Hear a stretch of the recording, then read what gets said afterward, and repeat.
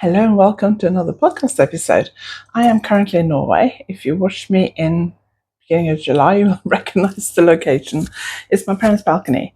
It's the easiest place to film, really. Bit of peace and quiet out here. I'm in Norway and I'm going to share with you what I've been knitting and crocheting in the last week. So I hope you enjoyed today's video.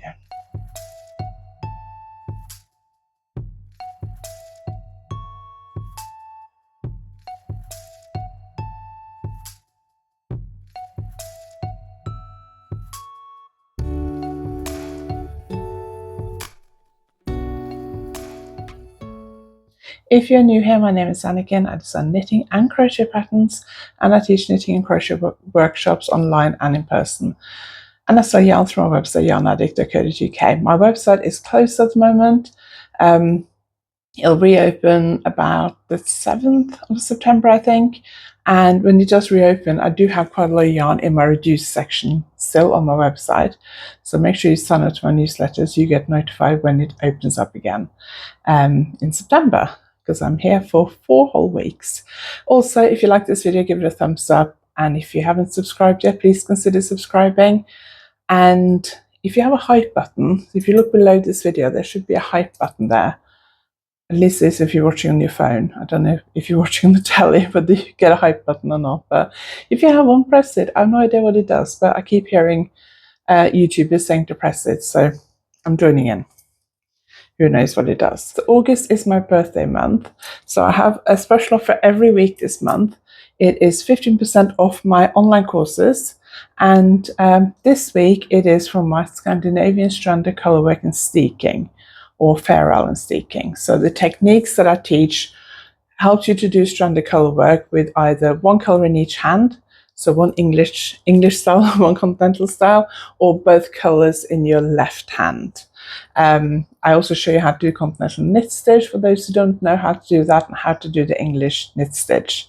So you can knit colorwork with one color in each hand, because that's normally considered to be the most popular method of knitting stranded colorwork. Fair Isle knitting is a form of stranded colorwork, but stranded colorwork is a multitude of different regional variations, whereas Fair Isle knitting, strictly speaking, only applies if it comes from the Shetlands, I think, as far as I understand. So I use stranded colorwork just so I don't get in trouble for using the term Fair Isle, but it's basically the same technique. You'll also learn how to steek, so how to cut your sweater, either to turn a sweater into a cardigan or to cut a slit to put the sleeves in, which is what's traditional in Norwegian stranded colorwork ski sweaters, for example, and loads of other stranded colorwork cultures as well. So if you've been interested in learning those techniques, it's quite a big course.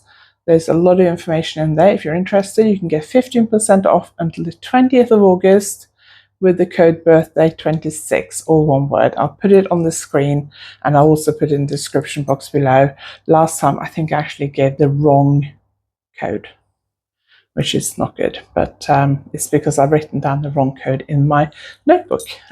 So always check the description below, just in case I made a mistake. Before we get on to what I've been working on, I do have some workshops coming up this autumn. There are, I think, 1 or 2 spaces left on my finishing techniques workshop at Black Sheep Wools in Cheshire on the 11th of September. And then I'm teaching at Yarndale on the 26th and 27th of September. That's in Skipton in Yorkshire. And my Filet Crochet and Mitra Squares workshops have spaces. And then in October 8th and 9th, I'm at the Knit and Stitch Show at Alexadra Palace in London. First time teaching, I'm very excited. I'm teaching Crochet Circles, Continental Knitting, and Easy Lace Knitting. And then I'm back at Black Sheep Wools on the 16th and 17th of October. And I have 1 or 2 spaces left on the Brioche Cowls workshop. So suitable if you have done brioche before, but also if you're new to brioche, you'll be fine taking part in that class. I have patterns for different ability levels, so we can cover a variety of level of experiences in that class. Whether you are fairly new to brioche, you mastered the basics and you want a bit more practice before you go on, or whether you're ready to start adding fancy stitch patterns, increases and decreases, all that kind of stuff. You'll also learn how to knit brioche in the round. So I'll link those below. And then final one, in November, I am at the Knit and Stitch Show in Harrogate. I'm teaching a load of classes there in just 2 days. So on 21st and 22nd of November, I'm teaching Crochet Circles, Crochet Foundation Stitches, Stranded Colorwork and Steeking, Continental Knitting, Easy Lace Knitting, and Moebius Cowl. So the Crochet Circles and Crochet Foundation Stitches are crochet, the other class are all knitting. And I think those are the ones that currently have spaces. So I'll link everything below, so do go and check that out. Right, let's get on to what I've been working on. I flew to Norway on Monday and it's Thursday today, and I was trying to think what I was working on over the weekend. I tried to spend as much time as I could over the weekend before I left working on a deadline project. I have a deadline like 10 days, 2 weeks after I get home. And I was considering not starting till I got back, but I thought just in case anything goes wrong or I get a design submission that I have to work on or something like that, I thought I might as well start it. So I've started it. I'm probably nearly halfway, so I shouldn't have any problems finishing up when I get home. But I was trying to work on it as much as possible last weekend. But I can't show you that because I also haven't taken any pictures of it. But I can't show them to you because it's top secret because it's for a magazine, so you'll see that next winter sometime. I also worked on my star flowers, so I'm making these little flowers. Hang on, let me just get some out here. These little flowers in 4-ply yarn. It is my YarnAddict from Cool Woolings from 2024, and I'm about halfway. I've crocheted up half the colours. I actually did a whole colorway last weekend, but I left those at home. I blocked them and then left them at home. And I forgot to take a picture of it because it was a bit rushed last weekend. But I'm making these little star flowers. These haven't been blocked.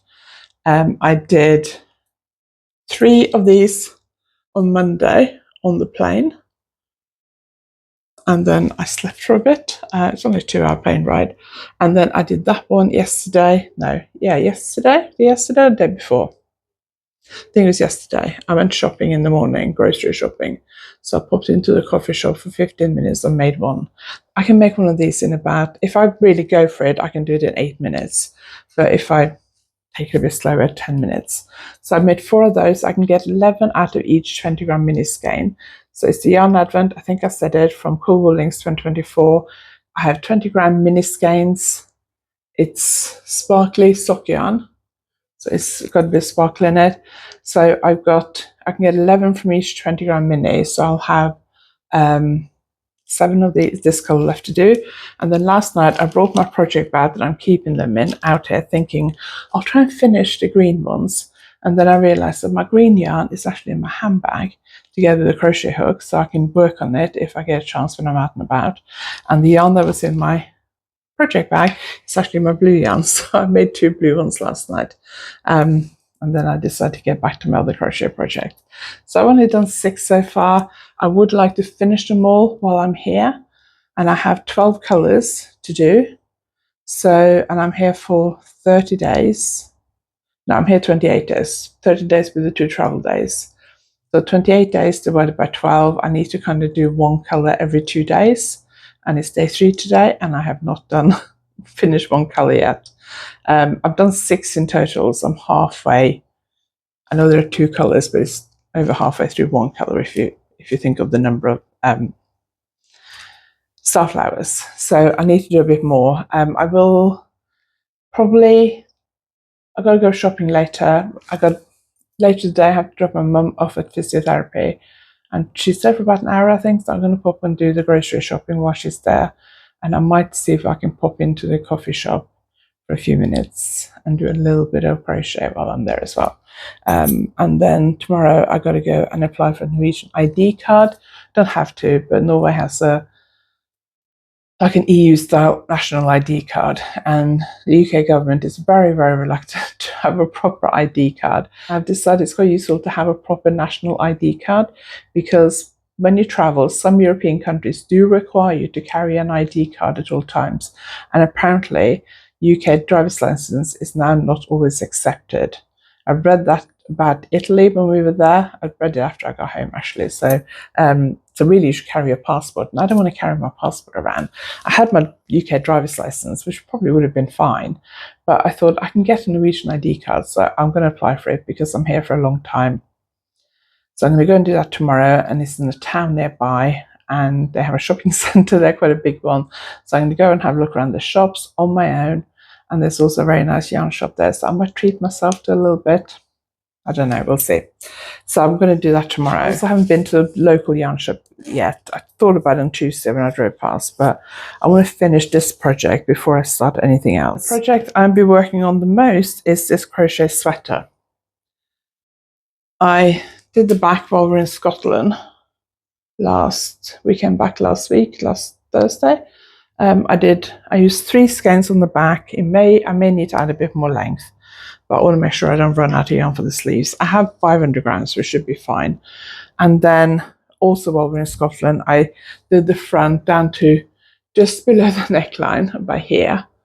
And then I didn't work on it, I don't think, a lot over the weekend. And I was working on maybe a bit on Sunday, but I don't think I worked on it a lot. And then on the train up to London, and from London out to Stansted Airport on Monday, I worked on it quite a lot. I probably crocheted for about half the train ride to London. It was about 3 hours and 45 minutes, because we were a few minutes late.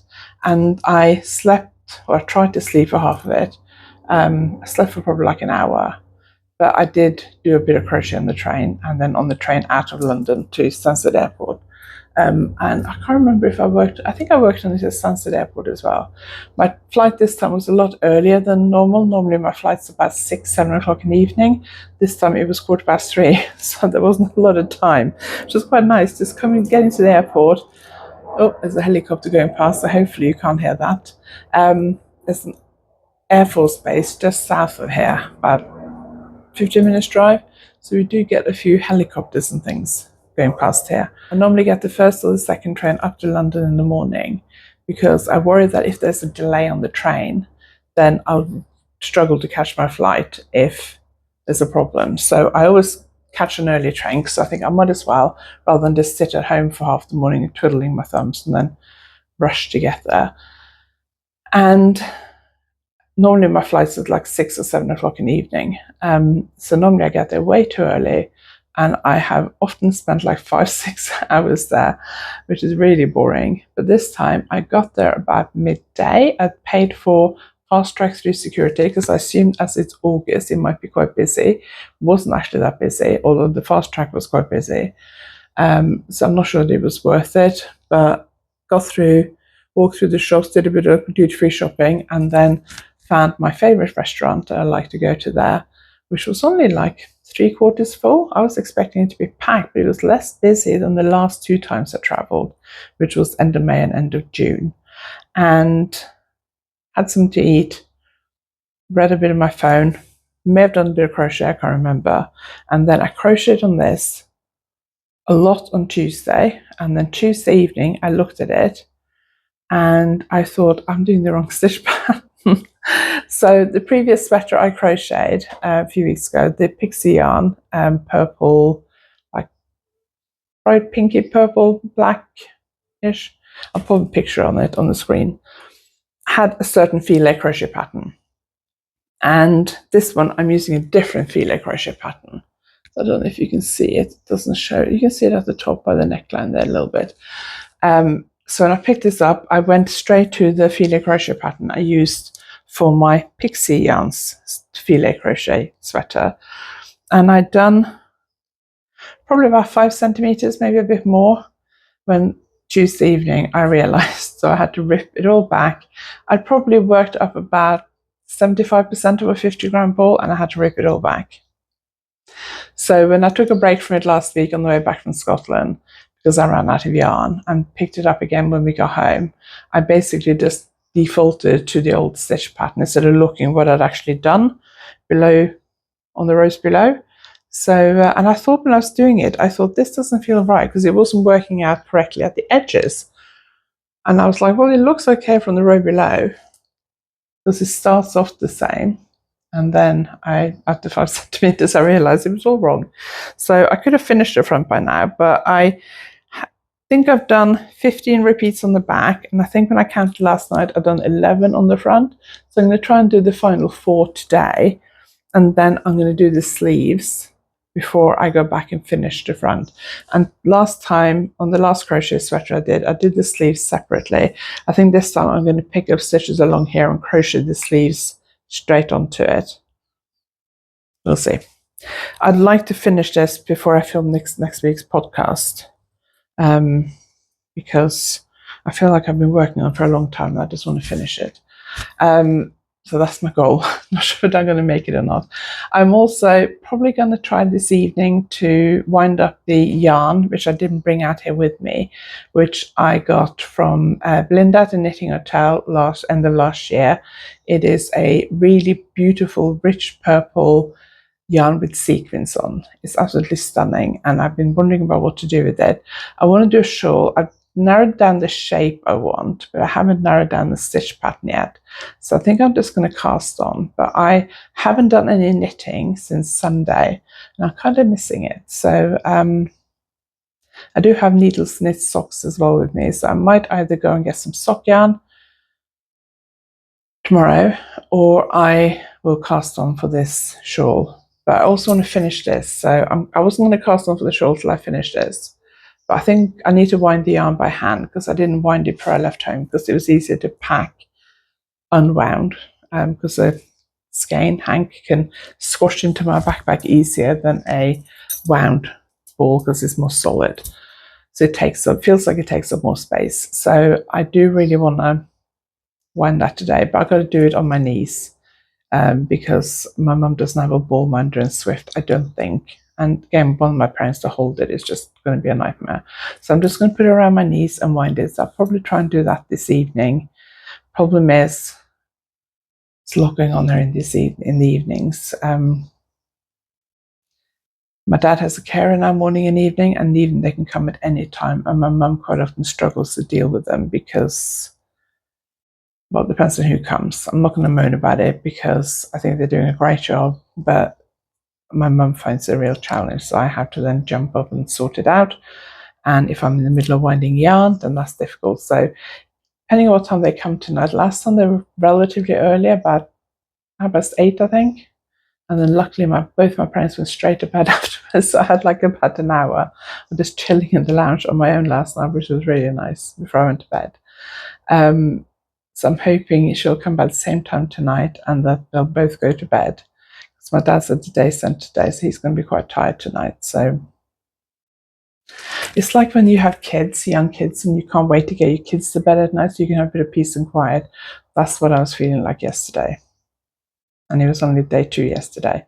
And I feel like I've been here for weeks. It's a bit of a challenge. Any of you who looked after elderly parents will know I have a lot of guilt because I don't live here and I can't help them as much as I'd like to. But when I'm here, it's very full on. And I'm here for 4 weeks. And it's day 3 and I'm already starting to feel a little bit stressed out by it. But anyway, I'm meeting up with some old school friends next week, and then the last week I'm here, I think it is, I've actually been invited to a knit night by the same school friend. We got in touch last time I was here, and we've agreed that we'll try and meet up when I'm here. And she is also a knitter, so she invited me to a knit night in a nearby town. So I'm really looking forward to that. Even if I'll probably get complaints from my mother that I'm out all evening. But I've already told her that I booked it. And my dad will actually be at Respite Care then. So I said, if you want to come, you can come. But it's in the evening, so I don't think she'll want to come. Okay, that is it. So I don't feel like I've got a lot to show today. It's quite a short podcast. Hopefully I'll have more to show next week. Hopefully I'll have finished the crochet sweater next week and started the shawl that I'm making. I'd like to finish the crochet sweater, finish the shawl, buy yarn, and finish another small project while I'm here. I have some ideas, but I haven't decided 100% yet. I would like to go into Oslo one day and do a bit of yarn shopping. I haven't been in to Oslo since last Christmas. I don't think I went when I was here in February, March, and I certainly didn't go when I was here in June or July. So as I'm here for so long this summer, I do want to go into Oslo. I can't do it next week because we've got quite a lot on next week. But I'm thinking the week after, which is my birthday week, I will try and have a day in Oslo on my own to do a bit of yarn shopping. So I want to try and get as much of my projects done before then as I can. I can't buy loads of yarn because I can't bring it all home with me. So I won't be going crazy, but I do have a project in mind that I'd like to get some yarn for.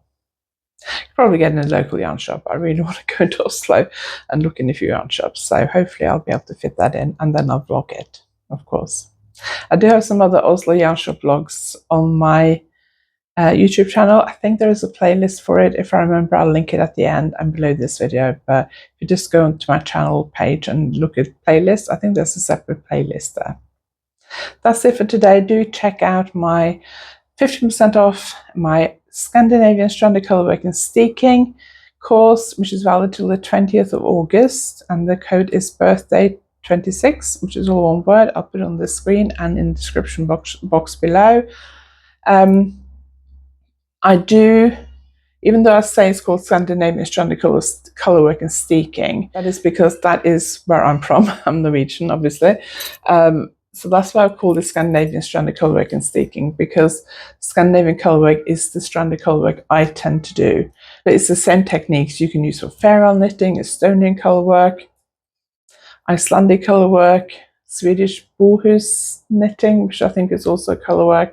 So whichever colourwork technique you like, but whichever region you do colourwork from, it's suitable. Ignore the fact that it says Scandinavian. It's just because I'm trading on my Scandinavian heritage.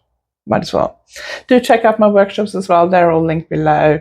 Black Sheep Balls, Yarndale, Knit and Stitch Show in Harrogate and London. Everything's linked below. And sign up to my newsletter, which is linked below. And all my social media is also linked below. So do go and check all that out as well. Thank you very much for watching. I really appreciate it. If you like this video, please give it a thumbs up. And if you haven't subscribed yet, please consider subscribing. Thank you very much for watching, and I will see you next week, hopefully with a bit more out and about in Norway and a bit of yarn shopping. See you next week.